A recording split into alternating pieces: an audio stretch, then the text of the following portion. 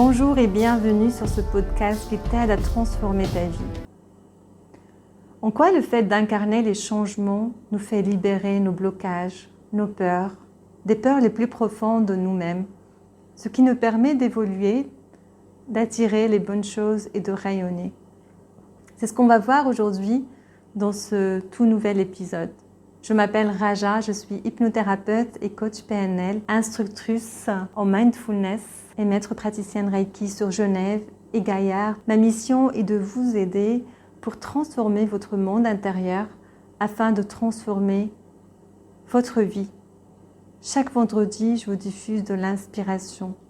Je partage mes réflexions et je vous aide pour votre travail d'introspection.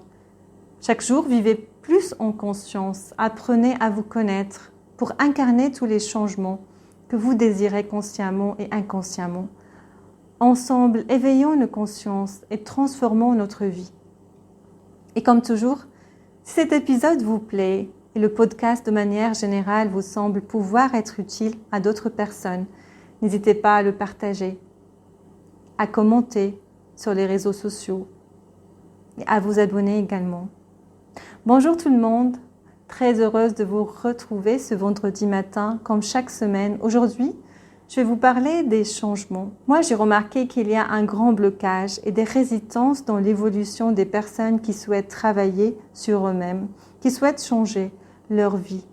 Le plus gros blocage qui existe, c'est la peur qui leur fait barrage. Et si on plonge au cœur de cette peur, on constate souvent qu'elle vient d'une peur plus profonde, et c'est la peur de la mort. Je vais changer, je vais laisser mourir mon ancien moi pour faire renaître une nouvelle personne, quelqu'un d'autre que je ne connais pas. Et si je plonge encore plus loin dans cette introspection, je constate qu'il y a aussi une autre peur, la peur de l'invisible, la peur de l'inconnu, puisque je vais rompre avec moi-même et en même temps, je ne connais pas très bien encore cette nouvelle personne, ce nouveau moi qui va renaître. Alors, comment rompre avec soi-même pour se créer à nouveau? Quand je pense au nombre de recherches et de livres portant sur la création de l'existence que nous désirons mener, je me rends compte que nous sommes plusieurs à rechercher à l'extérieur des réponses pour nous aider à comprendre ou à apaiser notre mal-être, alors qu'il y a des grandes possibilités et des réponses en nous-mêmes, dans notre subconscient, afin d'accéder à notre potentiel inné. C'est alors quand je regarde en moi, ces possibilités deviennent une réalité. Je désire donc ici partager avec vous ce que j'ai appris sur moi-même et dans mes différents accompagnements, vous montrer comment par l'interrelation entre l'esprit et la matière, vous pouvez appliquer ces principes, non seulement à votre corps, mais à tous les aspects de votre vie, pour incarner enfin les changements, des vrais changements dans votre vie. Vous avez été sans doute attiré par ce podcast parce que vos efforts pour effectuer des changements durables dans votre existence, que ce soit sur le plan émotionnel, physique ou spirituel, n'ont pas fonctionné au regard de l'idéal que vous entretenez avec vous-même.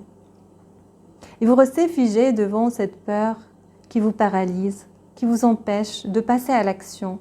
Pour changer, nous devons tous avoir une vision neuve de nous-mêmes et du monde afin d'acquérir de nouvelles connaissances et de vivre d'autres expériences.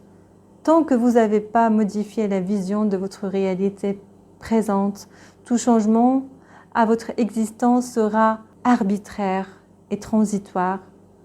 Il vous faut dans un premier temps un accueil, une acceptation de l'idée d'être un être mortel, d'accueillir cette peur avec bienveillance, afin de devenir comme un ami sur notre chemin d'évolution.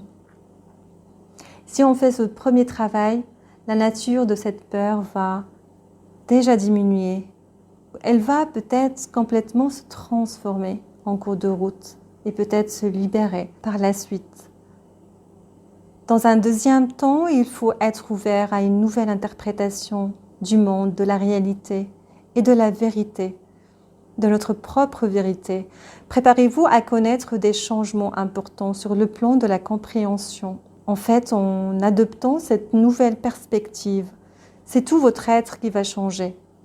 Troisième clé, la création d'une nouvelle réalité. L'énergie réagit par le maintien d'une intention consciente. Les dernières recherches en physique quantique constatent qu'un électron apparaît uniquement quand quelqu'un dirige une intention vers lui. Autrement dit, une particule ne peut pas se manifester dans la réalité, c'est-à-dire dans l'espace-temps que nous connaissons à moins que nous l'observions. Les physiciens appellent ce phénomène l'effondrement de la fonction d'onde ou l'effet de l'observateur. Depuis ces recherches, on ne peut plus considérer l'esprit et la matière comme séparés. Ils sont totalement liés. Donc, par le biais de notre imagination, nous pouvons créer un lien avec ce monde invisible ou l'inconnu. Nous pouvons donc mieux nous accoutumer, diminuer cette peur de l'inconnu par la visualisation. Ça va nous permettre également de créer notre futur, incarner le changement avec plus de confiance et de sérénité. J'espère que vous pouvez incarner toutes ces étapes pour aller vers les changements que vous désirez. Merci d'avoir écouté ce podcast jusqu'au bout.